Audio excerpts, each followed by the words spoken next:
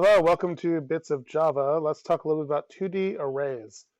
So first, let's talk about declaring a 2D array.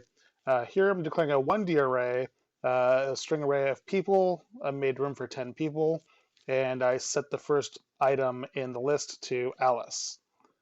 For a 2D array, similar, except instead of having just an array of strings, I have an array of an array of strings.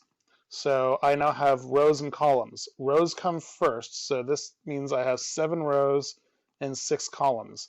So instead of 10 total, I now have 7 times 6, 42 total spots, 7 rows, 6 columns. And to access the first item, instead of just accessing it by one index, I have to access by row and column. So to put Alice in the first seat, I do 0, 0. You also can set up an array the same way we did it with a 1D array with this notation where we just assign some values. So here I've got an array of nums called 1, 2, and 3, or with values of 1, 2, and 3. And here I have nums 2D, where it has 1, 2, 3, 4, 5, 6. So here's the thing. This 2D array is, like I said, an array of arrays. So this outer brace is the array, and inside of it I've got two arrays. I've got this first array and the second array. Each array is a separate row. So to access a row, to access, let's say, the number 2 here, I'd have to go to row 0 because I'm in the first array, and then in that array I'll go to column 1. So it'll be 0, 1 to access this 2. To access the 5, it would be row 1, column 1. And if I were to rewrite this 2D array into a format you're most likely to see, with instead of all in a line, it'll be in rows and columns. This is what it looks like. So row 0, row 1, the 2 is at row 0, column 1, and the 5 is at row 1, column 1. So switching over to do the common array algorithms is not terribly different. So let's first talk about the average. So this is a 1D average. I have a sum variable. I loop through all of the items in the array. I'm doing a regular for loop, although an enhanced one works. I want to do the regular one so I can show you how it works with 2D. Add all the numbers, access the values at I, and then divide by the length. Make sure I cast it as a double so I don't get int division.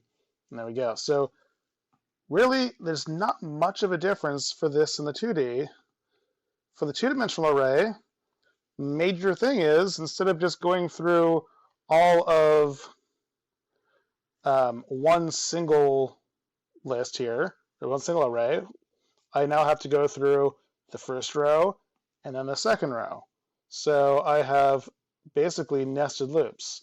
So I'm going to say this is row 0, and then I'll do row plus plus. Now this nums.length here tells me how many rows there are. So it's basically saying how many arrays are there in here. I've got one array, two arrays, so my length for this nums2d here is 2. Coming back down over here, don't have an example with this one, so I'm just going to say like whatever the nums.length is, that's however many rows there are. But then for each of the rows, I have to go through all the columns. So let me just type that in over here. So say for inch column equals 0, column is less than. Now here's the thing. I can't just say nums.length again. I have to say, well, to figure out how wide it is, I have to figure out how wide one of the rows is. So I'll just grab the first row and say, okay, well, how wide is this array? So I will go ahead and grab the first row and then say, okay, how long is that? And that's how many columns there are.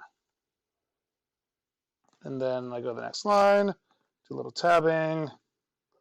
And then to access this, instead of just accessing it with the single index, I have to say, well, what row and what column am I in? Over here, I'd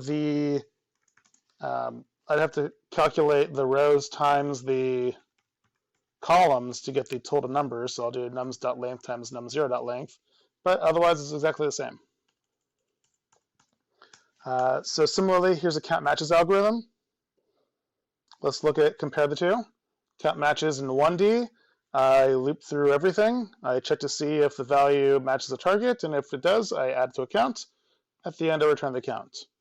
Well, in a 2D, I'm looping through everything, but looping through everything now means I loop through all the rows and all the columns, and just don't forget to do this num0.length, because again, it's to see how long is a single row.